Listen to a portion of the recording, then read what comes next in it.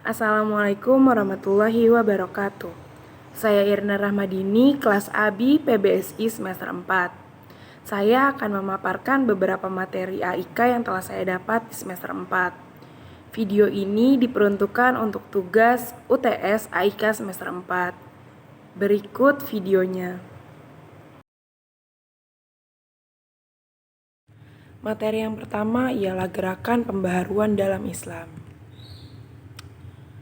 Kata peradaban adalah terjemahan dari bahasa Arab al-hadarah yang diterjemahkan ke dalam bahasa Indonesia dengan kebudayaan. Padahal istilah peradaban dipakai untuk bagian-bagian dan unsur-unsur dari kebudayaan yang halus dan indah. Peradaban sering juga dipakai untuk penyebutan suatu budaya yang mempunyai sistem teknologi, seni bangunan, seni rupa, sistem kenegaraan dan ilmu pengetahuan yang maju dan kompleks. Sejarah peradaban dalam Islam dalam berbagai bidang menurut Naurozaman Siddiqi, sejarah peradaban Islam dibagi menjadi 3 periode. Yang pertama periode klasik, yang kedua periode pertengahan, dan periode modern. Periode klasik ini merupakan masa kemajuan, keemasan, dan kejayaan Islam dan dibagi ke dalam 2 fase. Yang pertama adalah fase ekspansi, integrasi, dan pusat kemajuan. Kemudian fase yang kedua adalah fase disintegrasi. Di masa ini keutuhan umat Islam dalam bidang politik mulai pecah. Kekuasaan khalifah menurun dan akhirnya Baghdad dapat dirampas dan dihancurkan oleh Hulagu Khan di tahun 1258 Masehi.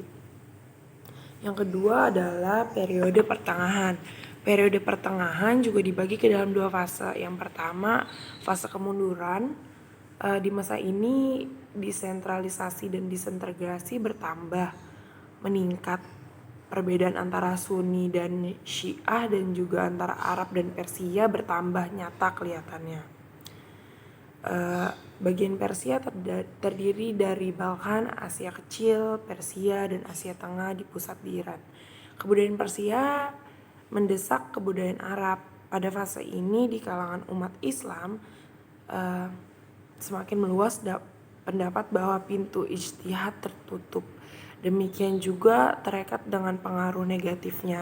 Perhatian pada ilmu pengetahuannya pun menurun. Kurang sekali umat Islam di Spanyol dipaksa masuk Kristen atau keluar dari daerah itu. Dan periode yang ketiga adalah periode modern. Periode modern itu merupakan zaman kebangkitannya umat Islam. Jatuhnya Mesir di tangan Barat menginsafkan dunia satu Islam akan kelemahannya dan menyadarkan umat Islam bahwa di Barat telah timbul peradaban baru yang lebih tinggi dan merupakan ancaman bagi umat Islam. Raja-raja dan para pemuka Islam mulai memikirkan bagaimana meningkatkan mutu Islam Islam mengalami kemunduran setelah meninggalnya Rasulullah. Kemudian terdapat pemikiran keperluannya pemurnian atau pembaharuan dalam Islam. Menjelaskan bahwa pembaharuan atau pemurnian di dalam bahasa Arab yaitu jadu yang secara etimologi berakar pada kata jadid yang menunjukkan 3 arti, yaitu keagungan, bahagia, dan pegangan. Pembaharuan Islam dilakukan untuk mengupayakan penyesuaian paham keagamaan Islam dengan pengembangan baru yang menimbulkan kemajuan ilmu pengetahuan dan teknologi modern. Pembaharuan dalam Islam bukan berarti mengubah, mengurangi, atau menambah teks Al-Quran ataupun hadis, melainkan hanya mengubah atau menyesuaikan paham atas keduanya. Sesuai dengan perkembangan zaman, Muhammad Abdullah, salah seorang pembaharu di Mesir, mengemukakan ide-ide pembaharuannya. Salah satunya ialah penghapusan atau menghilangkan bid'ah yang terdapat dalam ajaran Islam. Kembali kepada ajaran Islam yang sebenarnya, dibuka kembali pintu iftifat, menghargai pendapat akal, dan menghilangkan sikap dualisme dalam bidang pendidikan. Terdapat beberapa tokoh pembaruan dalam Islam. Yang pertama, tokoh pembaharuan di Mesir yaitu Muhammad Ali Pasha dan Rifa'ah Badawi Rafi Al-Tahtawi atau lebih dikenal dengan sebutan Al-Tahtawi. Yang kedua, tokoh pembaruan di Turki yaitu Sultan Mahmud II dan Zia Pasha. Tokoh pembaruan di Indonesia adalah Kiai Haji Hashim Asy'ari dan Ahmad Sukarti, ada pula Ahmad Hasan.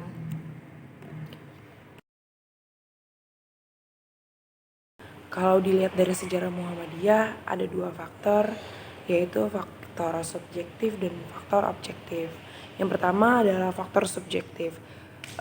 Faktor subjektif ini tersendiri disebut sebagai faktor utama atau faktor penentu berdirinya Muhammadiyah, yang mana faktor ini datang dari diri Kiai Haji Ahmad Dahlan tersendiri, yaitu hasil pendalaman beliau terhadap Al-Quran. Beliau melakukan penelaah pada ayat Al-Quran sesuai dengan firman Allah Subhanahu wa Ta'ala dalam surat An-Nisa ayat 82 dan Muhammad ayat 24 yang ada di dalamnya berisi tentang tadabbur terhadap ayat Al-Quran. Hal tersebut membuat Kiai Haji Ahmad Dahlan mempraktikannya dengan menelaah pada surat Ali Imran ayat 104. Setelah menelaah surat tersebut, Kiai Haji Ahmad Dahlan berkeinginan membuat suatu organisasi atau sekumpulan yang lebih terorganisir dalam menjalankan amar ma'ruf nahi munkar kepada halayak ramai. Yang kedua ialah faktor objektif. Faktor objektif dibagi menjadi dua, faktor objektif yang bersifat internal dan faktor objektif yang bersifat eksternal.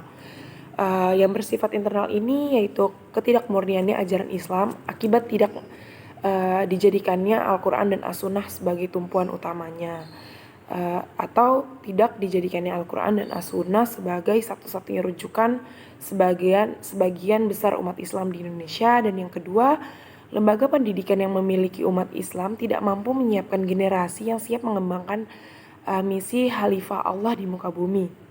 Faktor objektif yang bersifat eksternal ini yaitu semakin meningkatnya kegiatan kristenisasi di tengah masyarakat Indonesia, penetralisasi bangsa-bangsa Eropa terutama bangsa Belanda di Indonesia, pengaruh dalam kegiatan pembaruan Islam yang dipelopori oleh Jamaluddin Al-Afghani.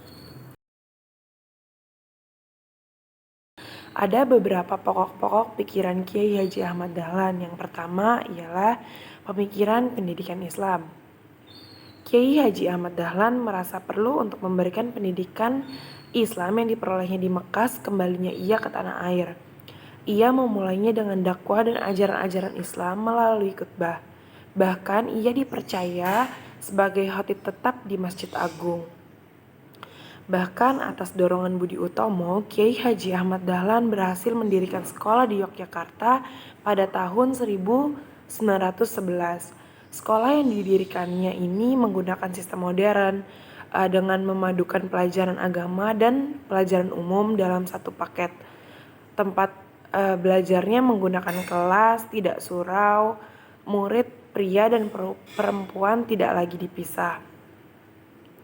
Menurut Kiai Haji Ahmad Dahlan, ajaran Islam tidak akan membumi dan dijadikan pandangan hidup pemeluknya, kecuali dipraktikkan. Betapapun bagusnya suatu program, jika tidak dipraktikkan maka akan sia-sia. Pemikiran beliau yang kedua adalah pemikiran sosial keislaman. Kiai Haji Ahmad Dahlan terus-menerus memikirkan lingkungan yang dinilainya masih perlu banyak perbaikan di sana dan di sini. Salah satunya tentang arah kiblat di masjid-masjid di Yogyakarta, termasuk pula Masjid Keraton. Hal itu karena Masjid Keraton yang menjadi titiknya, maka arah kiblat di masjid ini yang pertama kali dilakukan perubahan arah kiblatnya. Tetapi Kiai Haji Ahmad Dahlan tidak mau mengubahnya secara dadakan. Ia lebih menekankan adanya dialog untuk meyakinkan sasaran dakwahnya atau orang-orang yang tidak sepaham dengannya. Pada tahun 1898, ia mengundang para ulama dari Yogyakarta dan sekitarnya untuk mendiskusikan masalah arah kiblat ini. Namun dari dialog tersebut tidak membuahkan hasil. Kemudian Kiai Haji Ahmad Dahlan membawa masalah ini ke kepala penghulu keraton yang waktu itu dijabat oleh Kiai Haji Ahmad Khairil. Tapi Pak Penghulu tidak juga memberi restu. Sementara dari hari demi hari sesuai dengan ilmu yang diyakini kebenarannya bahwa arah kiblat salah, Kiai Haji Ahmad Dahlan semakin gelisah.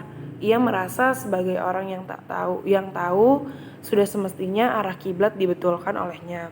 Itulah yang mendorong Kiai Haji Ahmad Dahlan pada suatu malam secara diam-diam bersama beberapa para pengikutnya meluruskan kiblat dengan memberi garis putih di saf masjid tersebut. Tentu saja tindakan ini merupakan pelanggaran besar. Ganjarannya Kiai Haji Ahmad Dahlan diberhentikan sebagai khatib masjid di Masjid Agung Yogyakarta. Dalam perjuangan melaksanakan usaha menuju tujuan terwujudnya masyarakat Islam yang sebenar-benarnya, di mana kesejahteraan, kebaikan, dan kebahagiaan luas merata, Muhammadiyah mendasarkan segala gerak dan amal usahanya atas prinsip-prinsip yang tersimpul dalam Muqaddimah usaha anggaran dasar. Muqaddimah anggaran dasarnya adalah yang pertama, hidup manusia harus berdasarkan tauhid, ibadah, dan taat kepada Allah. Yang kedua, hidup bermasyarakat. Yang ketiga, mematuhi ajaran-ajaran agama Islam dengan berkeyakinan bahwa ajaran Islam itu satu-satunya landasan. Selanjutnya, menegakkan dan menjunjung tinggi agama Islam dalam masyarakat sebagai ibadah kepada Allah dan ihsan kepada kemanusiaan. Yang kelima, ittiba pada langkah dan perjuangan Nabi Muhammad SAW. Dan yang terakhir, melancarkan amal usaha dan perjuangannya dengan ketertiban berorganisasi.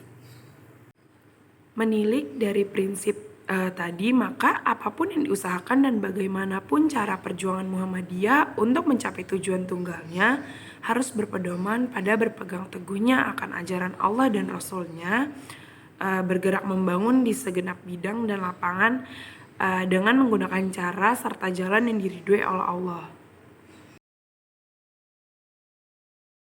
Muhammadiyah adalah persyarikatan yang merupakan gerakan Islam yang dituju kepada dua bidang, perseorangan dan masyarakat. Pada bidang pertama terbagi kepada dua golongan, kepada yang telah Islam bersifat pembaharuan, yaitu pengembalian kepada ajaran Islam yang asli dan murni. Dan yang kedua, kepada yang belum Islam, bersifat seruan dan ajakan untuk memeluk agama Islam. Adapun bidang kedua ialah kepada masyarakat, bersifat kebaikan dan bimbingan serta peringatan. Dengan melaksanakan dakwah Islam dan amar ma'ruf nahi munkar dengan caranya masing-masing yang sesuai. Muhammadiyah menggerakkan masyarakat menuju tujuannya ialah terwujudnya masyarakat Islam yang sebenar-benarnya. Matan keyakinan dan cita-cita hidup Muhammadiyah lahir pada saat Muktamar Muhammadiyah ke-37 pada tahun 1968 di Yogyakarta.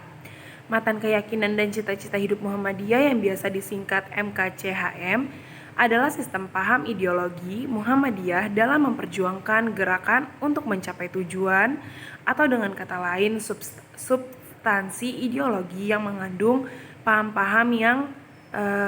agama yang fundamental. Rumusan dari MKCHM itu terdiri dari 5 nomor, kemudian dari 5 angka ini dapat dibagi lagi menjadi 3 kelompok. Yang pertama, kelompok pertama yaitu berisi tentang pokok-pokok persoalan yang bersifat ideologis, yaitu pada nomor 1 dan 2. Kelompok 2 berisi tentang paham agama menurut Muhammadiyah, yaitu pada nomor 3 dan 4. Kelompok yang ketiga berisi tentang persoalan mengenai fungsi dan misi Muhammadiyah dalam masyarakat negara Republik Indonesia, yaitu pada nomor 5. Ada beberapa cita-cita Muhammadiyah. Yang pertama, Muhammadiyah adalah gerakan Islam dan dakwah amar ma'ruf nahi munkar, berakidah Islam dan bersumber pada Al-Quran dan As-Sunnah, bercita-cita dan bekerja untuk berwujudnya masyarakat utama, adil, makmur, yang diridhoi oleh Allah Subhanahu wa Ta'ala, untuk melaksanakan fungsi dan misi manusia sebagai hamba dan khalifat Allah di muka bumi. Maksud dan tujuannya adalah menegakkan dan menjunjung tinggi agama Islam sehingga terwujudnya masyarakat Islam yang sebenar-benarnya. Cita-cita Muhammadiyah yang kedua, Muhammadiyah berkeyakinan bahwa Islam adalah agama Allah yang diwahyukan kepada Rasulnya sejak Nabi Adam, Nuh, Ibrahim, Musa, Isa, dan seterusnya sampai kepada Nabi penutup yaitu Nabi Muhammad. Sebagai hidayah dan rahmat Allah kepada umat manusia sepanjang masa dan menjamin kesejahteraan hidup material dan spiritual, duniawi, dan ukhrawi. Sebagaimana firman Allah pada Quran Surat Al-Imran ayat 19 yang artinya sesungguhnya agama yang diridhoi di sisi Allah hanyalah agama Islam. Cita-cita Muhammadiyah yang ketiga adalah Muhammadiyah dalam mengamalkan Islam berdasarkan Al-Quran dan As-Sunnah.